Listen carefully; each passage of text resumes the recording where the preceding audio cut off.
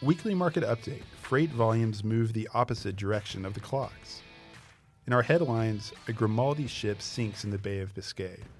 U.S. Airlines and Boeing ground all 737 MAX aircraft after the FAA reverses itself. FEMA contractor Lipsey Logistics CEO arrested for cocaine distribution, including to kids. And FedEx doesn't consider Amazon a competitor? SEC filings beg to differ. I'm JP. And I'm Chad. And we discuss all these issues and more on this week's episode of What the Truck. Redwood Logistics is one of the nation's fastest growing logistics providers, fueled by industry-leading technology and a passionate team of experts. From multimodal brokerage and dedicated truckload to third-party logistics and TMS consulting, implementation, and integration, Redwood Logistics delivers next-generation solutions for its clients and much more than a truckload.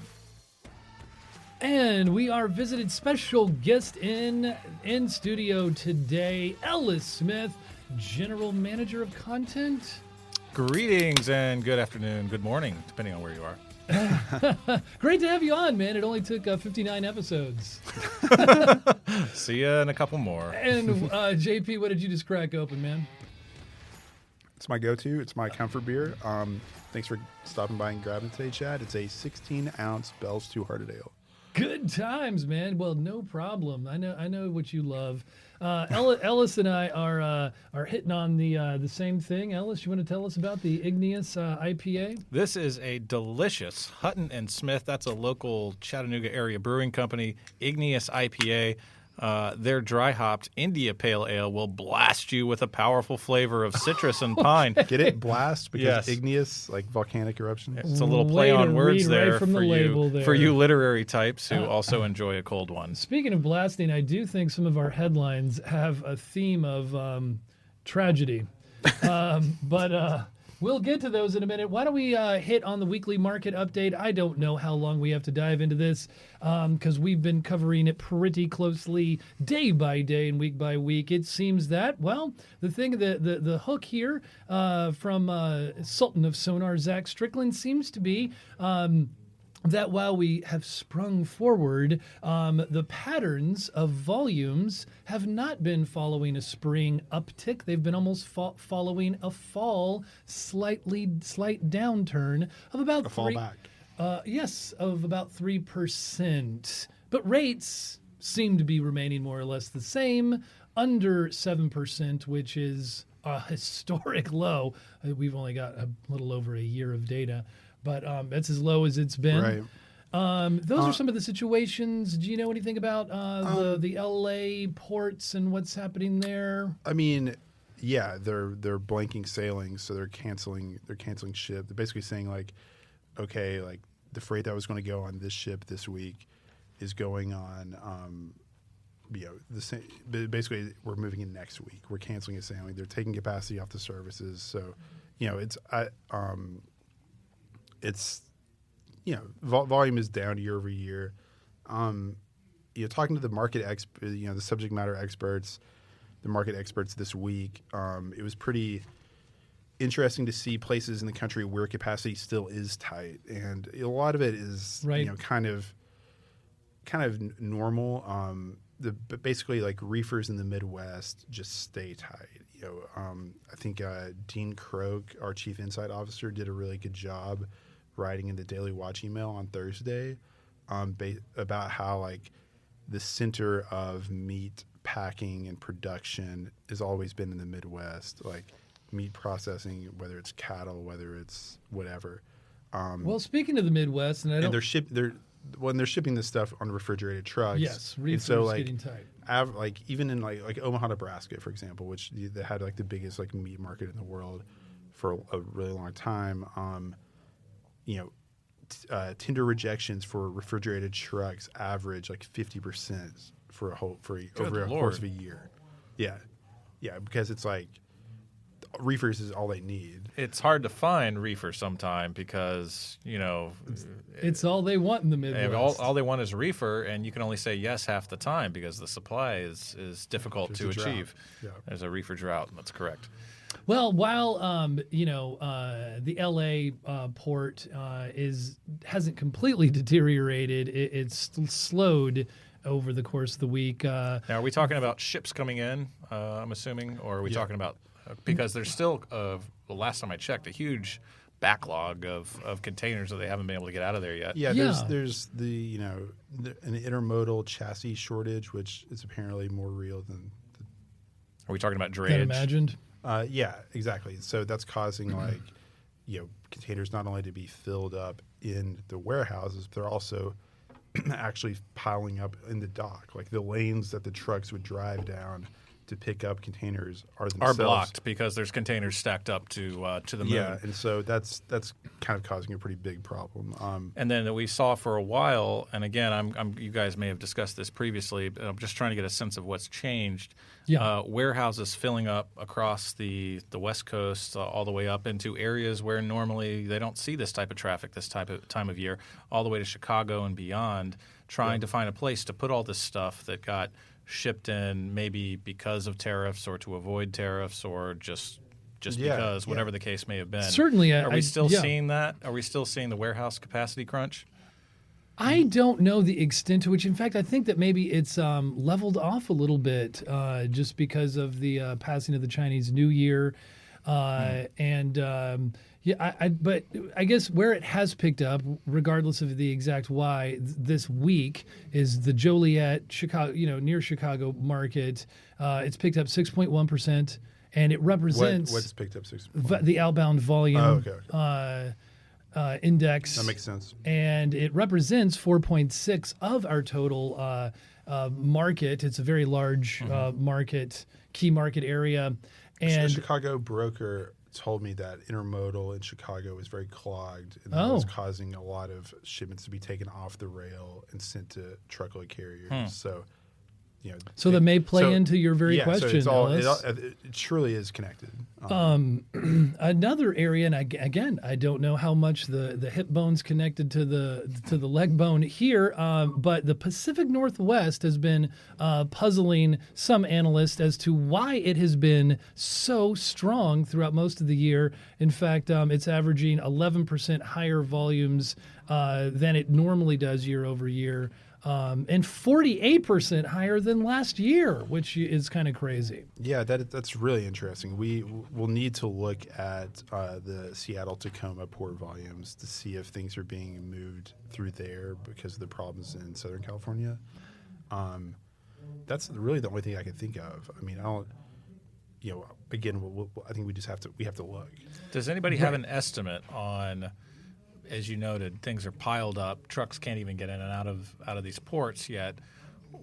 Have they offered any type of ETA on when we can expect to see things normalize out west? And then that'll probably ripple. We can assume that'll ripple across the country, getting us back to a more stable market. That's a really good question. It is a good question. The port officials themselves are not great at admitting that there's a problem because obviously – they don't want people to go to another port. Exactly. I mean, keep coming to L.A. It's great. Come on. Yeah, exactly. Oh, where's your container? Yeah, I mean, whatever. We'll find it. Eventually, yeah. So it's really hard to say. I think what you want to do, you want to keep an eye on dwell times for containers on the port before they get taken somewhere else. We're also going to look at the frequency of regional moves out of LA, like the fact that, and I think Strickland pointed this out last week in his chart of the week, that LA's head haul index and Stockton's head haul index have become almost perfectly negatively correlated, meaning that as LA became more head hauly, sending more out than it was taking in, Stockton became more back hauly, taking in more than it was putting out. He was pointing that out like 3 or 4 weeks ago. That was when not so much last week, and I'm just trying to just say that just because I don't know if he's seeing that current correlation right now. It was the chart of the week last week, and it'll be negative 0.99. We may even be seeing sort of a comma right now. I mean, as maybe some of the influx coming in from Asia has slowed to normal levels, and we're going to see sort of a pause in the and things building up, and hopefully within the next couple of weeks we'll see things moving out and the sort of backlog. It's really hard to kind of get beyond like the normal talking points of, trade uncertainty and what that does. I mean, every time the stock market goes up or down, everyone's like, oh, trade hopes, oh, trade fears. Like, it's almost like a meme or a joke now. But the stuff will still move, even if it goes to retail and they have to discount it or has to go to the dollar store instead of the Best Buy. I mean, this stuff still needs to get out of warehouses. Yeah, because there's simple, like in the major markets, including Joliet and including Ontario and including even, Savannah, they simply cannot build warehouse capacity fast enough. The absorption rate is,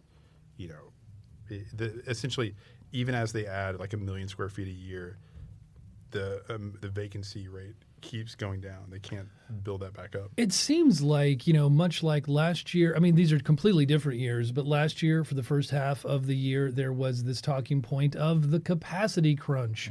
It was the year of the capacity crunch, we were saying, for the first half of the year until things really changed. This is a different kind of crunch. It's not but it's warehouse capacity. Yeah. Okay, right. And it seems to be trending in this is going to be a story for I think the short-term future, maybe the first half of the year. Depending on what else happens with tariffs, whether it's Trump talking about European automobiles, whether we start looking at agricultural products from South America, who knows? I think what's been demonstrated is that these protectionist maneuvers can really decouple freight patterns from normal economic activity. You also can't build warehouse capacity with the expectation that things are going to continue as they have been with this sort of unnatural these big pulls or pushes from Asia in anticipation of tariffs getting rolled out.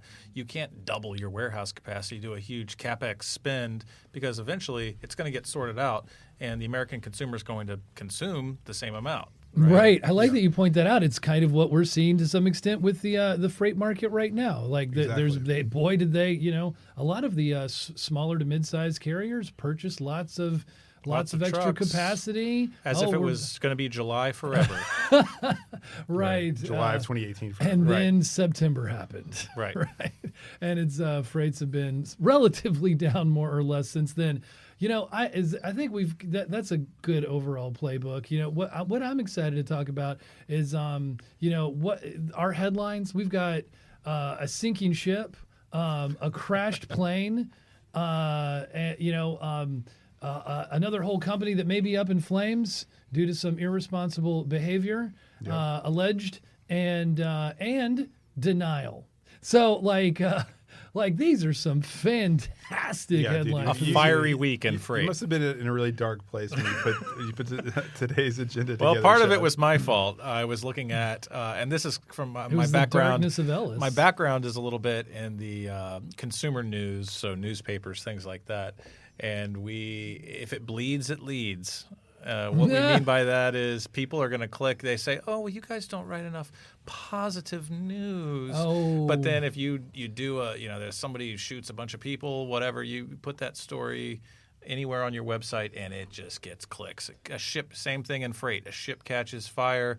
People are interested in that. And I do track that. I track what people are interested in. And you guys were interested in crashing ships, crashing companies, crashing planes. If it crashes, you're clicking on it. We're just giving you what you click on and what you want. And so what we're having here is we don't have a lot of details of the story. There's a fire on board a Conroe. JP, you know a lot about maritime. What's a Conroe?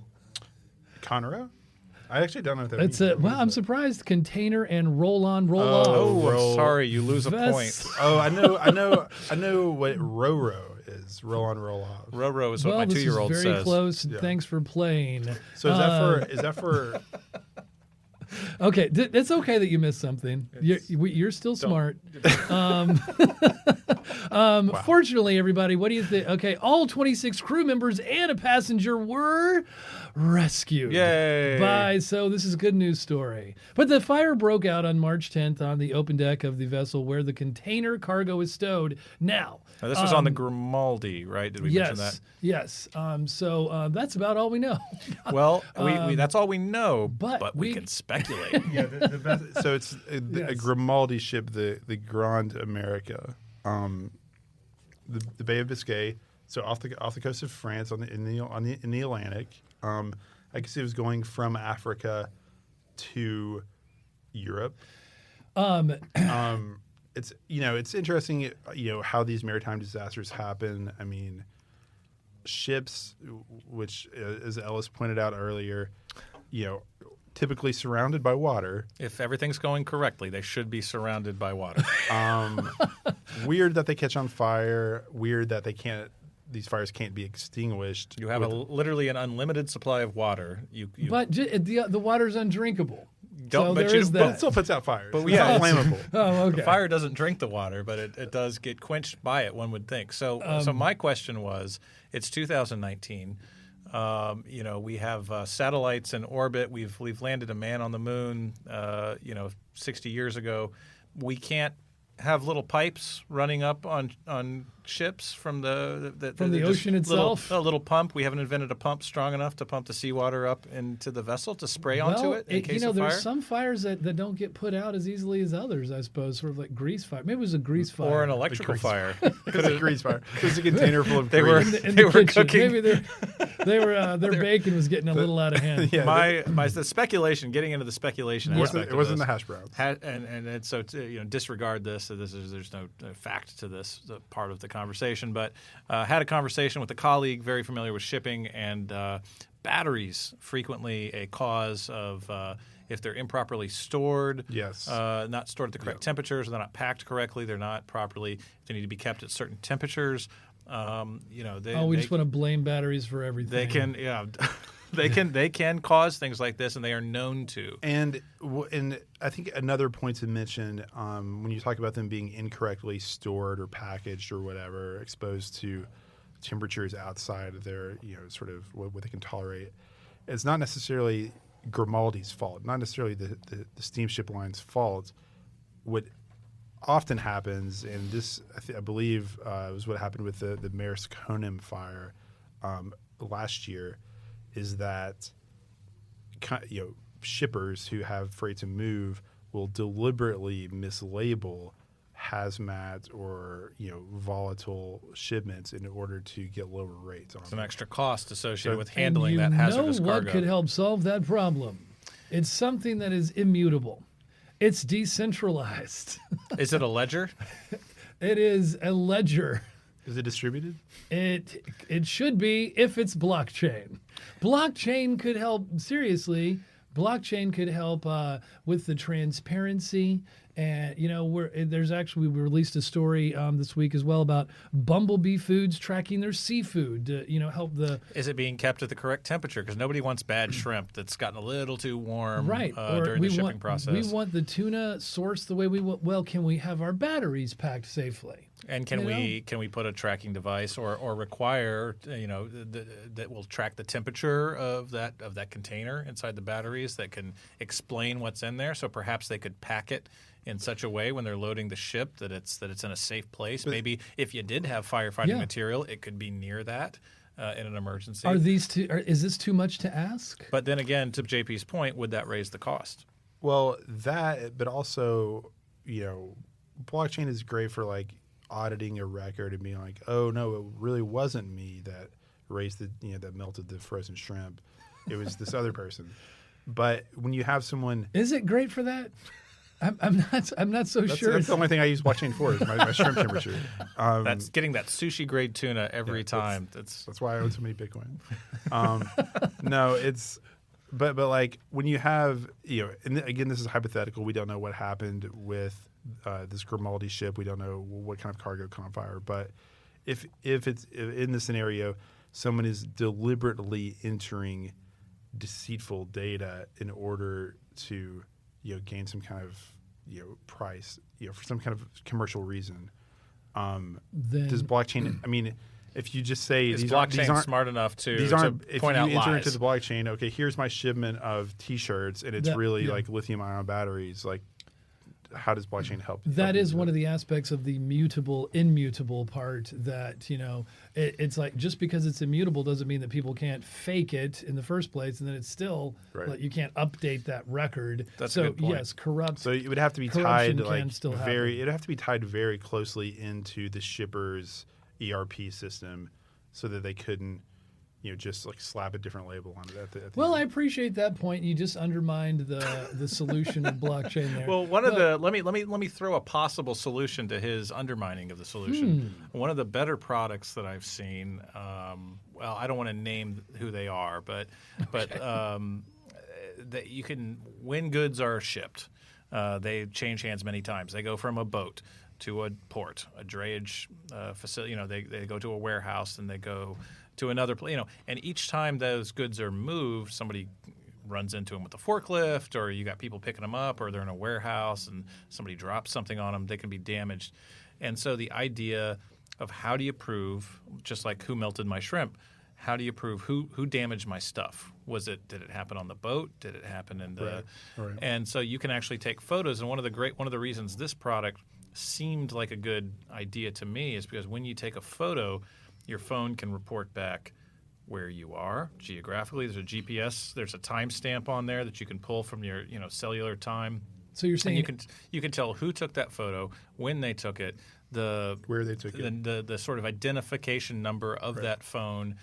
Everything you need to know to say at this time, at this place, these goods were undamaged, and here's the proof, and it stands up in court.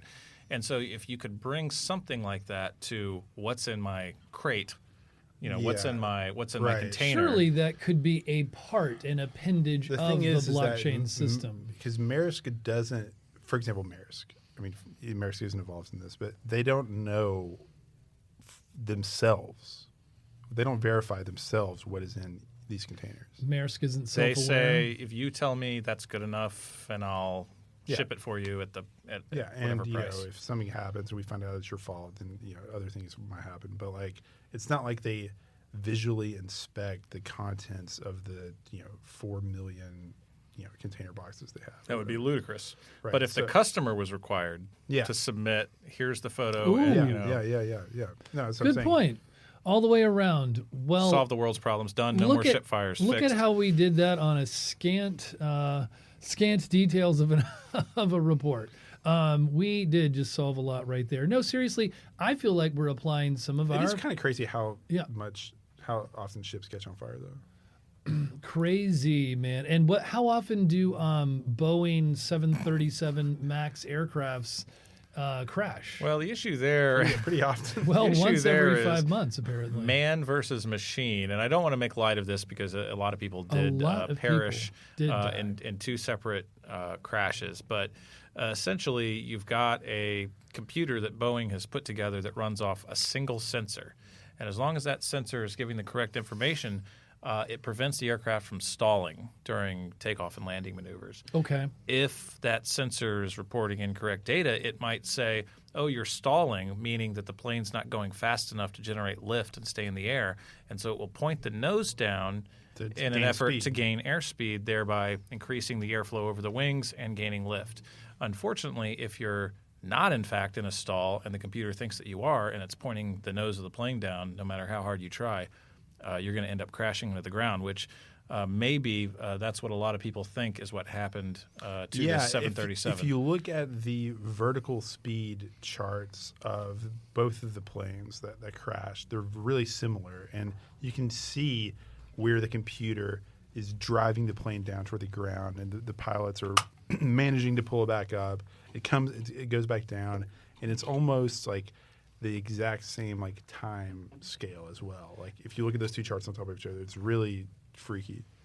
So what I'm wondering is, guys, why did it take? I don't know all the details about this. Why did it take the FAA so long to respond? Why was the rest of the world community be already shutting these planes down while the FAA said at first, well, there's not enough documentable proof, and they continued to fly these. It's really I interesting. think politics kind of get into it a little bit, and I don't know how much I want to get into that. But Well, I think that's the great Did difference they? between the podcast and the official like editorial stuff is that like we can speculate, we can say like, you know, these are things that we've heard, these are things we've read, these are things that other media outlets have suggested that like obviously we don't know if it's true and we didn't print this, but I mean, if we think of, you know, podcasts as like kind of the news behind the news or whatever, there are reasons to think that the sort of beyond the facts, there may have been some other things going on. So yeah, you so like many other you know, flight, you know, aviation regulatory agencies around the world were able to put two and two together before the FAA. It's on record that, you know, the CEO of Boeing called Trump, before they, you know, Trump defended letting the 737 Maxes continue in operation. China, we don't really know what China, they said. Australia, and the UK had all Yeah. led. In France, I believe, as well. Well, the one piece. So I think the There were like politics work. 49 different agencies before we did. I think like the all politics major kind of go both ways Wow. because on the one hand, I think clearly the FAA acted rather slowly given the set of facts that they had before them. I think it's inarguable that they, you know, based on what happened with the 787 Dreamliner when you had batteries. And let's just to clarify, the FAA never ended up acting. What ended up happening was that Trump issued an emergency order to ground the Boeing 737s. Well, he had to. We were the last country in the world because that the hadn't grounded FAA them yet. never did anything. Right, who he appoints the head of all federal I agencies believe it as well. was- It's worth pointing out. But on the other hand, you know, there were certain facts on the ground that came out in the immediate aftermath. You know, there were I read multiple accounts of witnesses saying there was smoke coming out of the airplane and all this stuff. And And the so I thought, Ethiopian air crash. so we thought, well, maybe Yeah. this isn't the computer trying to drive the plane to the ground. There could have been something else. Then we learned the pilot had like 8,000 hours in the aircraft. But the co-pilot had like 150 or something. Sure, yeah, it could be either way. But we also learned, you know, we got the black box back, and we learned that he was complaining of issues with flight control. And I think that was really the straw. There was that broke the another camel's back. report that came out in the New York Times saying that listed at least 5 other incidents with this plane where pilots had said that the whatever, you know, the autopilot was, you know, it was basically doing the same thing. Trying to run the plane into the ground, which is not what you want. Right. Clearly Right. not. And so, you know, there was also a great article in the Wall Street Journal, really well researched and sourced and really well timed, that was basically saying that the FAA under President Trump has been quite passive. And you actually pointed out the statistic on that. Over the past 2 years, for example, the amount of money they've collected in fines from, you know, inspecting airlines and charging them for violations has dropped 88%. Interesting. So they're like, there's a sense in which they might just not have the oversight in the sort of the stance toward the industry that they need to have. I was going to say, I think it was as late as Wednesday morning. I heard that the FAA was, when they still had not decided to ground these planes, they were saying there's just not enough evidence. We've received no new information. And they were saying even when we make our determination, the rest of the world will follow, which No. is interesting. That's normally Normally, that's works. how it works. But in this unusual case, it was the rest of the world, almost every other country. The only other detail that I'll mention is that in its statement about, in Boeing's statement about the 737 MAX being grounded in the United States, the company said that it actually recommended to the FAA that the plane be grounded. Wow. That's correct. Earlier, people had We stand by the safety of the airframe, but They're out of like- an abundance of caution, Yeah. we recommend that Oh, all I aircraft. saw that too. Yeah, Yeah. Boeing's like, we don't want our company to completely. Well, And you then, know, lost, be then they lost grounded. $19 billion in market value. yeah, it's weird because, like, if you think about it, you know, as the chief executive or whatever of a publicly traded aviation company, it's like, on the one hand, you want to defend your product, and you'll do that relentlessly. up until the point where people are saying you're actually being irresponsible Yeah. by letting these planes fly. If it's going to go bad, rip the Band-Aid off, take your punishment, and get it Well, fixed, yeah, which they were already working on a fix because they again, going back to the single sensor that drives this particular function of the autopilot system, they're working – Boeing, their philosophy has always been let the pilot fly the airplane, have as few sort of helpful aids, if you will, as possible. And so apparently this single sensor was built out of that philosophy. Whereas if you look at Airbus, those are far more automated airplanes that have a lot more electronics and gizmos and gadgets in them. Whereas the Boeing Gizmos and gadgets galore. the Boeing has been more about let the pilot fly the plane. So now they've relented on this. It's actually almost a shift in philosophy, which is good because they've had 2 crashes. And they're bringing in more sensor data to help guide whether or not to deal with the stall system. But this is something they were working on prior to this crash. But one thing we were talking about in our internal company messaging is I bet there are a lot more engineers working on this now than there were prior to the crash. I bet it's going to move a lot quicker. I don't want to necessarily open up a can of worms either, but what does this say about autonomous? Have a lot of sensors because sensors break. I can tell you on every car I've ever had that has whether it's a backup sensor or and I'm sure the airplane sensors are better. But how many times have you been into the shop because your oxygen sensor is going bad, or there's something in your muffler that thinks you're producing too many pollutants? Much like those Tesla incidents that were so widely reported last year. I mean, if you're depending on your brakes to stop when you're rolling up onto something and they just don't, it's going to be bad. So, well, I think. I'm not trying to do scare tactics here, but I'm just like. It also speaks to just it kind of undermines the premise of level 4 automation, which is basically a human is there to take over if necessary. Well, it's like, well, I mean, how many pictures have we already seen of people napping? In a Tesla. Well, and in theory, it takes longer for a plane to crash itself than it does for, an autonomous car to hit something, right?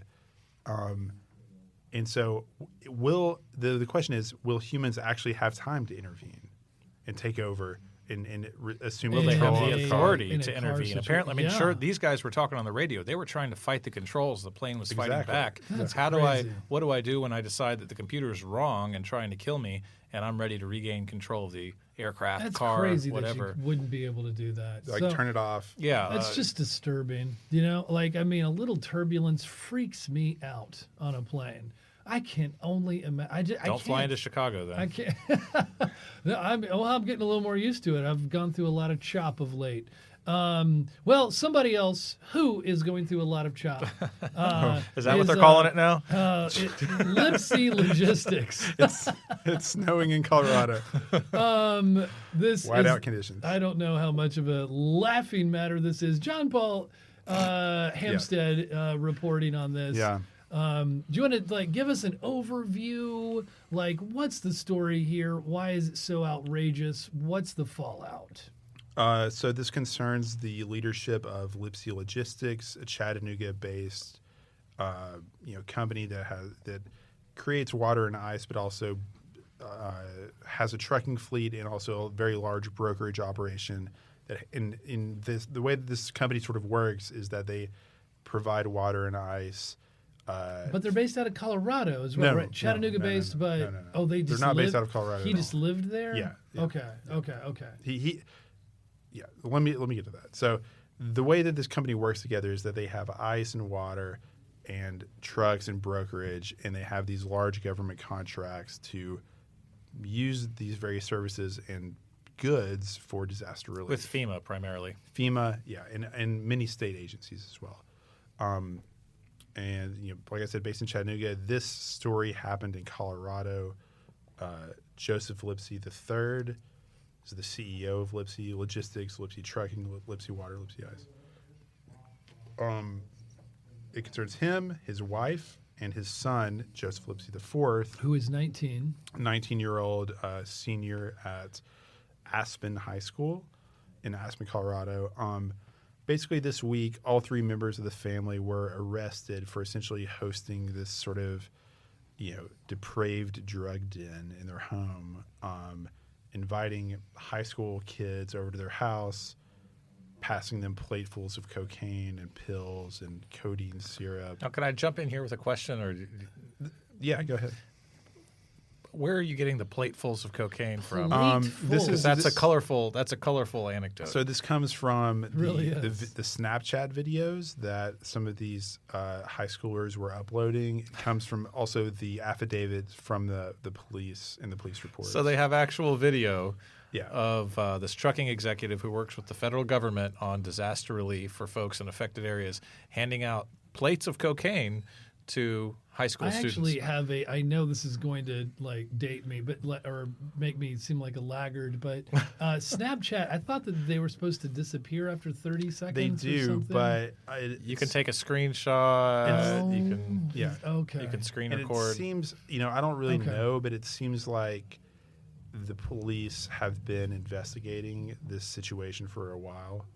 And so you follow someone on Snapchat, you could, you know what I'm saying? Like you can see a lot of stuff there. There are certain screen recording capabilities that you can I invest see. in. There's all different kinds of things. They have copies of these, and so it's pretty bad. I mean, it's like the police when they raided the house back in February, actually, they found like charred tinfoil and powder encrusted spoons, as if people were like freebasing cocaine. So This it's is like drug paraphernalia, they would say. yeah, and they also found bags of white powder that tested positive for cocaine. So Bags of cocaine.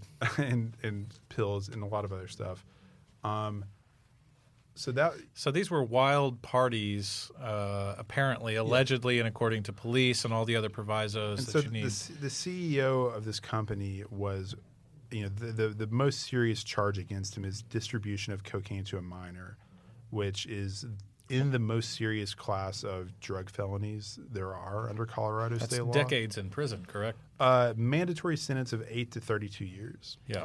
This just in. Apparently, you can post stories to Snapchat that last up to 24 hours. Yeah. Yeah. Long enough to sleep off the party, walk into the police station, and show them evidence of illicit behavior. Oh, Yeah. and the mugshots are They didn't look great, did they? they're sobering, I suppose. They look like someone who was having a good time and doesn't quite know if they should smile. Yeah, and or, so it's, we're talking about a company, Lipsey Logistics, that had hundreds of millions of dollars of government business a year.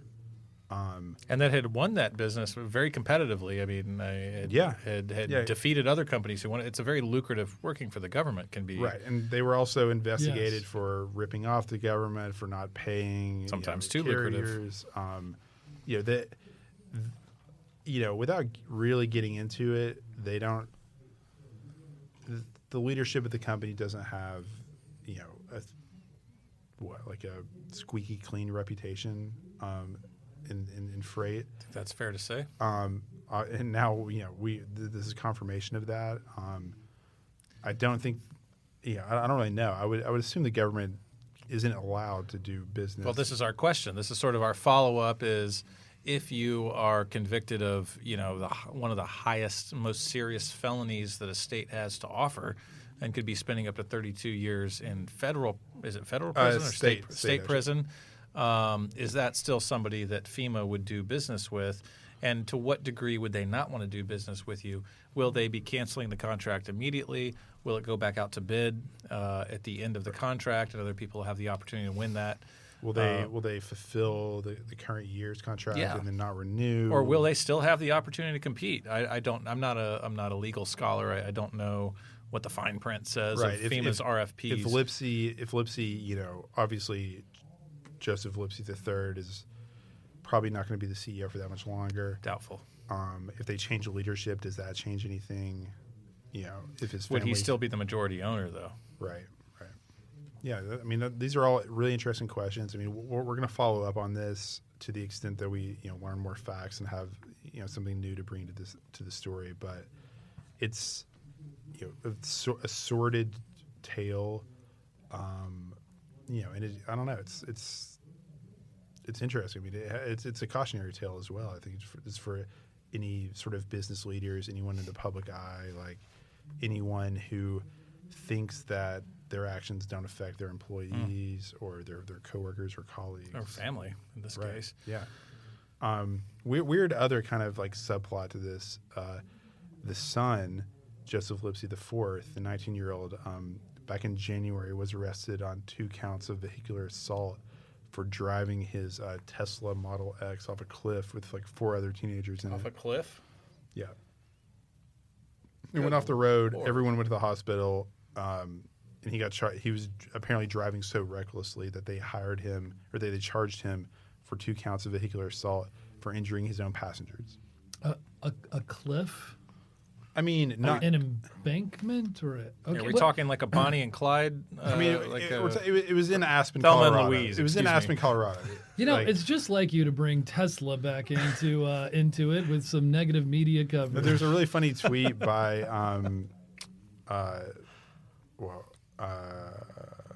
Jennifer Smith at Wall Street Journal who does logistics. She says like this is like a bucket list of like affluenza.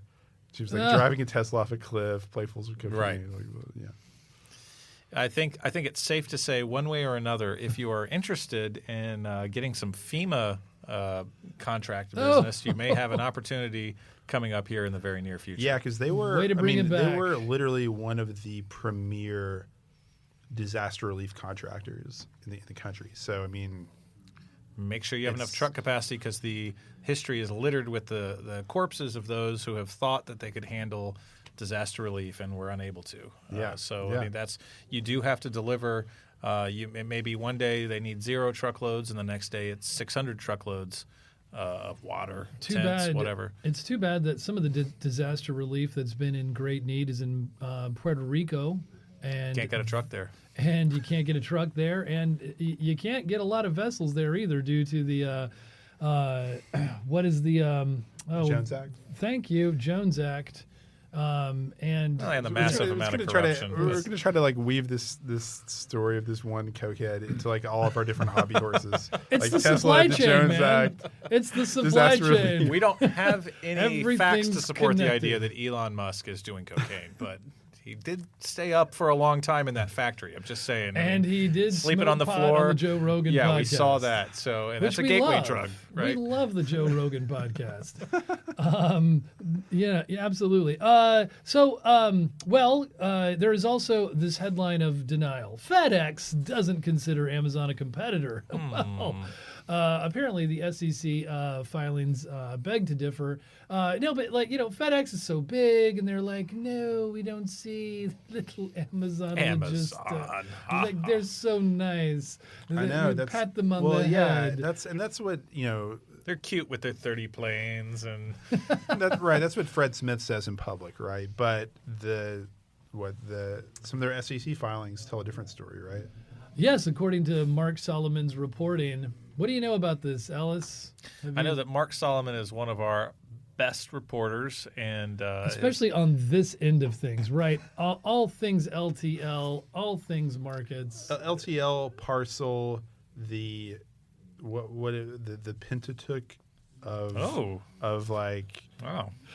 Amazon, XPO, USPS, UPS, and FedEx. Correct. All the last mile guys who are huge in that space. It's the Pentateuch. you call it the Pentateuch, not the quintumvirate or the. The five big last mile players. He has so many sources. He talks to leadership at XPO. He talks to leadership at UPS. He talks to he seems very well connected. Correct, and this Amazon deciding that it's going to launch some services that may run in parallel with its one-time vendors, including XPO, which lost a quote large customer, its largest customer, which everyone knows to be Amazon, right? But no one's really saying, but we're certain it's Amazon. And part of the reason for that is we believe that Amazon thinks that it can do that business a little bit better than some of the people it's been paying to do it. And part of the rationale for that is there's a certain cost to delivery, and then you pay a little extra for the margin, so that everybody can make money, so that XPO can have growth on its earnings statement. Well, what if you were to do that same work at the same scale with the same costs, but keep that money and not pay it to XPO? Yeah, and I was actually having this conversation with Donnie Gilbert, one of our market experts, this morning. Basically, if you're trying to imagine what kind of retailer is Amazon, I would say that out of the previous generation of retailers, the one that they're most like is something like Walmart. Massive scale, massive volume, low margin. The everything store for everybody. And Walmart has the largest private fleet of trucks of any other retailer. They actually satisfy their 90% of their transportation needs with their private fleet. So they only have to purchase or broker out 10%. Right. As opposed to even in the other top 5 shippers in the country, say like Home Depot, they're really only around 40% in-house, transportation. And so where does Amazon fall on that spectrum? Are they going to be more like Walmart and satisfy 90% of their stuff? Or are they going to be more like Home Depot? I don't think they know yet. I mean, that would be my guess is they want to see, in development, I've done a little bit of computer programming, things like that in my life. You have what you call edge cases. So you program for sort of the main thing you're trying to do. And then there's all these other things that the user is going to try to do about 5% of the time, 10% of the time. And that takes you as much time to deal with all those edge cases as it does to do the other 90%. And I think Amazon's going to try and figure out what can we do at a large scale profitably and comfortably, and then can we just broker out the edge cases, the hard stuff, the weird sized shipments or the the heavy shipments. Well, we don't want to, you never want to have enough transportation in house to cover 100% of your peak season needs. Correct. Because then same as we were talking about with warehouses, you don't want to build. You don't want to build for the edge cases. You want to build and then have stretch capacity, or just say, sorry, it's going to take an extra day. Yeah, and so so as Amazon starts figuring that out, I think we're going to see, obviously, Amazon purchasing more transportation assets. We're going to see them, pooling or granting business to various transportation providers. That's going to continue to be worked out. Amazon might not know itself. They might have a strategic plan to be the largest LTL carrier in the U.S. Who knows? Maybe. But but FedEx, Amazon's a huge customer. Yeah, well, they're a huge customer of XPO. They don't want them to be a competitor. So I think that's part of, like, they're a gigantic customer, and yes, privately they have to make these filings. But we talk about building for certain things, right? Like what qualifies as a customer-vendor relationship or other type of event where I'm going to add capacity and I'm going to do CapEx spend to make my company bigger, right, to accommodate this customer. Yeah. Amazon has been that customer. People have grown their fleets. Exactly. They've added to their workforce. They've created new positions, new people, new warehouses to accommodate Amazon. So when Amazon pulls that money, now you've got an overhang on the expense side in terms of running your business. And where are you going to get the freight to pick that up? You're gonna be cutting some expenses is what's going to happen. Yeah. Yep. So I think that's super interesting. I mean, I think when executives of publicly traded companies issue statements about their competitors or customers, you really have to think about who are they actually talking to. Are they talking to their investors when they say that? Are they talking to their frenemy when they say that? Right. It would be, if Fred Smith were to say Amazon represents the largest threat to our business and we don't know what to do about it, that probably wouldn't be good for FedEx stock. Yeah. But that could very well be the case. But they also, as a publicly traded company, they have a fiduciary duty to disclose threats to their business, and they have to do it in a timely manner from the time they learn about it. And they rightfully consider Amazon a threat. Yeah, could be. Potential threat, yeah. Great to have you on here for this discussion. Ellis Smith, wow, this was fun. Like, do you have a good time? Are you What- kicking me out? Do I have to go? What a balanced contributor. Well, You can hang out. We're going to do big deal, little deal. we have to do big deal, little deal, and we wouldn't want to put you on the spot and force you to try to make the 2 minutes Oh, under that. But, I'll time you. we can think about that. We can bring you in. Okay, will you time us? That'd be great. Let's see. Let's start off with JP, and we are getting ready. JP, ready or not, here we go. The FMCSA Chief Martinez's reception at TCA marks improved relationship between regulators and industry. Big deal or little deal? It's a big deal. The truckers that I've talked to have said that this agency is more open and flexible than anything they can remember. Trump budget plan boosts funding for major freight projects. Big deal or little deal? I think it's a little deal until he can get it through a divided Congress. Wagers, XPO's COO leaves company after position is eliminated. Big deal or little deal? It's a little deal. It's murky, and I don't think we've really sussed out the true causes of this termination. Freight rates from to China slide down the slippery slope. Big deal or little deal? It's a really big deal. It's not just about trade policy. It's also about the Chinese economy, which is in bad shape. Oil major BP announces new low sulfur fuel. Big deal or little deal? I'm going to say little deal. We don't know what's going to happen with IMO 2020. There is a lot of compliance happening so far. Hydrogen, not batteries, seen as the fuel for carbon-free trucking in the long run. Big deal or little deal? Little deal, nothing shocking here. We don't know about the technology for batteries, and we've been hearing about hydrogen's efficacy for quite some time. LNG market ignites Jones Act debate on Capitol Hill.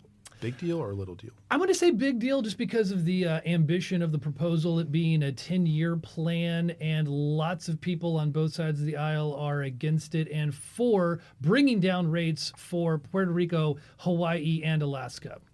Bumblebee Foods is tracking seafood across global supply chains through blockchain. Big deal or little deal? Let's say big deal again. It's all a process, but hey, let's trace some food with blockchain, and I love the coverage for this. Boom. 1 minute 50. Nice job, gentlemen. What happened? That's the first time in like 5 consecutive weeks. Man, feels good. Shake it up. It was the two-hearted, dude. Shake it up. We missed it by 2 seconds last week. It was the two-hearted. Is that you needed? Your inspiration? Yeah. Good. Hey, awesome times. The time that I decided to drink water was what kicked off the whole, our slide into mediocrity. So thank you to Bell's Two Hearted. Thank you to Hutton and Smith and their Igneous IPA. Thank you to Redwood Logistics, of course, once again, and our production manager, Jonathan Smith, for no relation. Just all kinds of feedback that he's given us throughout this podcast, including telling JP all the right answers. All right. Ellis, good to have you on too, bro. Thanks for having me. All right. See you guys next week. As always, we go into more detail about each of the topics we've talked about today on our website, FreightWaves.com. We will continue to publish this podcast weekly, so be sure to subscribe to What the Truck on Apple Podcasts, Google Play, Stitcher, and SoundCloud. Also, make sure to leave us a review to let us know what you think of our new podcast. That'll do it for today. Thanks for tuning in, and we will see you next week on What the Truck.